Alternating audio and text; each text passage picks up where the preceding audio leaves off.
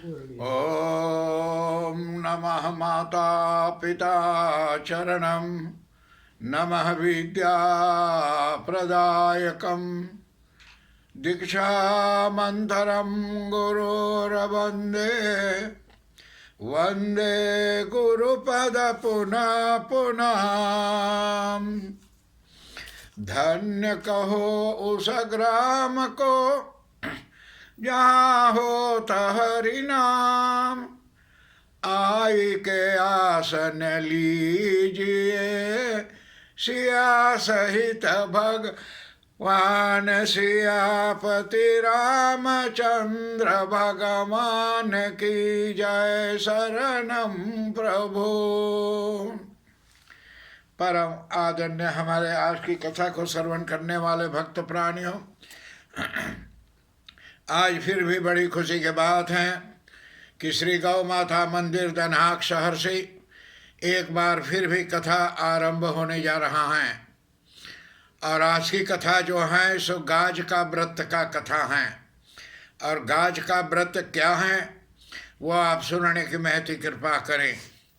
फिर भी सारे दुनिया के लोगों, हमारे मित्रों, सूरीनाम देश में मेरा बहन चित्रा जी भी अधीर थे, क्यों 3-4 रोज कथा नहीं आया, काल बहुत हुआ। तो चित्रा जी चिंता ना करिए, तो मेरा छोटा बहन है, कथा कोशिश करता हूँ रोज भेजने की, लेकिन तार में तनी कुछ गड़बड़ी था, नया तार लिया है तो इसमें तनी नवा चीज़ में मुझ लग रहा है, तो तनी उससे है। और ऐसे खास करके हमारे मॉरिशस के वासियों, सूरीनाम के वासियों, ऑस्ट्रेलिया, नीदरलैंड के, इंडिया के, मॉरिशस के, ऑस्ट्रेलिया का, न्यूयॉर्क का, सगरों के दोस्तों मित्रों, आप लोग के लिए कथा मैं भेज रहा हूँ। आप लोग अधीर मत होइए और हर एक का कार्यक्रम पूर्ण करता हूँ। मेरा भाई रामब्रिज गंगाराम पांडे जो सूरीनाम में है, जिसे हम लोग द्वार से दुलार से मेनतुई कहते हैं, आप भैया अधीर ना हो कि कथा ना गल 2-4 तो कथा हम रोज भेज ली, लेकिन तार नवा रहा तो तभी ठीक ना गल। काल हम तनी दिखवैली तार, हम सोचिला कथा अब आप लोग के पहुँची। और आज के कथा श्रवण करने के लिए आप महती कृपा करें। यह व्रत जो है गाज का व्रत, तो यह व्रत भाद्रपद माह में किया जाता है, भाद्रपद महीना में किया जाता है। यदि किसी के पुत्र पैदा हुआ हो, तो पुत्र का विवाह हुआ हो और तो उसी वर्ष भाद्रपद मास के किसी शुभ दिन देख करके काज का यानी गाज का व्रत कर और यानी उपजन यानी उजमन करना चाहिए। कोई के बेटवा पैदा भइल होए, नहीं कोई के बेटा के ब्याह भइल होई, तो ई दिन गाज की पूजा हो है। कारण कि जे लोग पुजारी हैं काली माता के, दुर्गा माता के, और काली माता के पुजारी लोग के जब बेटा पैदा भइल तो एक खसी बलिदान देवे के चाही, बेटा के ब्याह भइल तो एक खसी बलिदान देवे के चाही। कारण एक जने घर में आवे हैं तो एक देवे के चाही। ये काली माता के पुजारियों के निश्चय हैं। विधान ये है कि 7 जगह 4-4 पूड़ी और हलवा रखकर उस पर यानी कपड़ा और रुपये यानी रख दें। यार के 4-4 रोटी धरें और 7 जगह धरें, और जा कर के ऊपर कपड़ा धरें, ऊपर रुपया धरो, एक जल के लोटे पर और सतिया बनाकर 7 दाने गेहूं के हाथ में लेकर और गाज की कहानी सुनो, और गाज की कथा भी सुनना चाहिए। इसके बाद सारी पूरी और ओढ़नी पर रखकर और यहाँ के सासू जी के पैर छूकर और दे दें। लेकिन आजकल ये सब बात नहीं होता है, और ये सब बात हम हॉलैंड में, सूरीनाम में कम कर सकते हैं। भारत में जो गांव में रहते हैं सब कर सकते हैं, शहर में रहने वाला सभी लोग नहीं कर सकते हैं। बाद में लोटे का जल से यानी भास्कर भगवान का अर्घ्य देवे। इसके बाद 7 यानी ब्रह्मचिनियों को ब्रह्मानियों को अब भोजन कराकर दक्षिणा दे करके और स्वयं भोजन करें। 7 ब्राह्मणी के भोजन कराओ। और यानी पुराने समय में एक राजा के कोई संतान न थी। राजा रानी संतान के न होने से अब बड़े दुखी थे। एक दिन रानी ने गाज माता से प्रार्थना की कि अगर मेरे गर्भ में रह जाए तो मैं तुम्हारी हलवे की कहाड़ी यानी कड़ाही करूँगी। बोले कि हमारा गर्भ हो जाए, अगर बच्चा मुझे मिलने के आसरा हो जाए, मैं आपको चढ़ाऊँगा गढ़ की। इसके बाद रानी गर्भवती हो गई। राजा के घर पुत्र पैदा हुआ, परंतु रानी गाज माता के कड़ाही करना भूल गई। वह रानी ने भूल गया कड़ाही करना। इस पर गाज माता क्रुद्ध हो गई। एक दिन रानी के बेटा यानी पालने में सो रहा था। आधी पालने सहित यानी लड़के को उड़ा ले गई और एक भिलनी के घर में अब पालने रख दिया। लड़का को उड़ा ले गई। अब देवी माता एक भिलनी के घरे रखी कि तू लोग लड़का पोसो।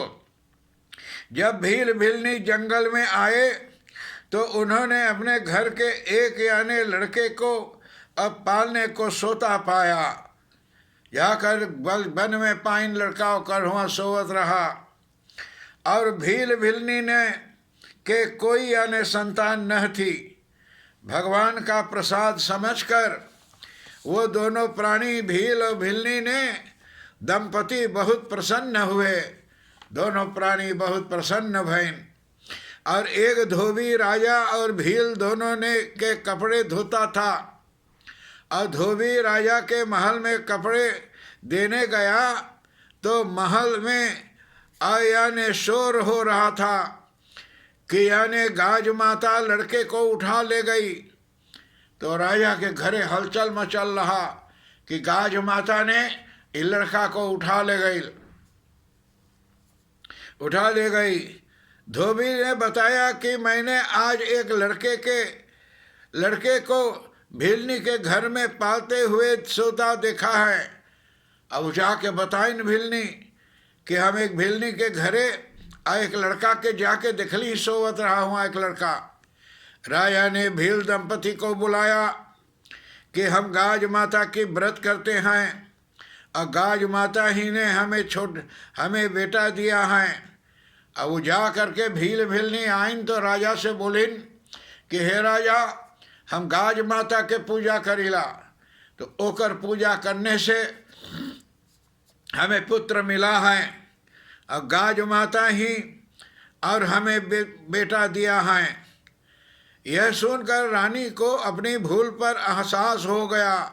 तो रानी इस बात को ख्याल हो गया कि ओहो, मैंने कहा था कि हे गाज माता, अगर मैं गर्भवती हो जाऊं तो आपकी पूजा करूंगी, लेकिन जो हम गर्भवती हो गई, लड़का पैदा भी हो गए, पलने लगल लड़का, और मैंने उनका पूजा नहीं किया।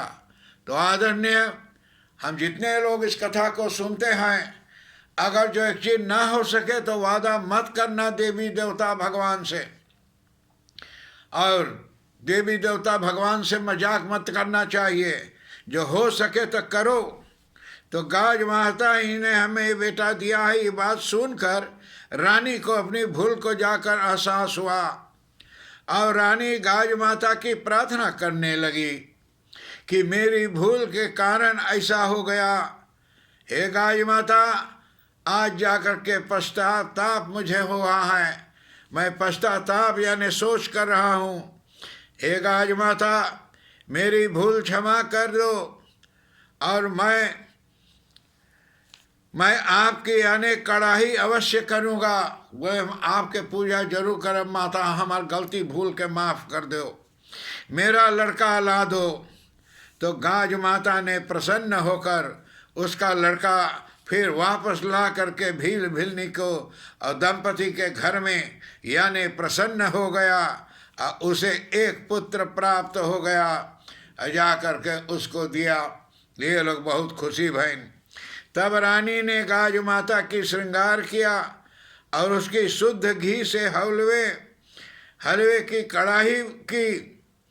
और हे राजमाता, गाज माता, जैसे तुमने भील दंपति को धन दौलत और पुत्र दिया तथा रानी का भी पुत्र वापिस ला दिया, उसी तरह हे माता सबको धन और पुत्र दे करके संपत्ति रखना चाहिए। ये जा करके विनय करें कि हे माता सबको पुत्र दे करके और दंपति करना चाहिए। तो इससे बात हो करके और दंपति ने बहुत प्रसन्न हुई। रानी ने खुश भई और जाकर राजा को और ये व्रत को दिया। तो आदरणीय यहाँ प्रश्न आती हैं कि दंपति माता कौन है, कौन माता हैं, किस देवी के लश्कर का है।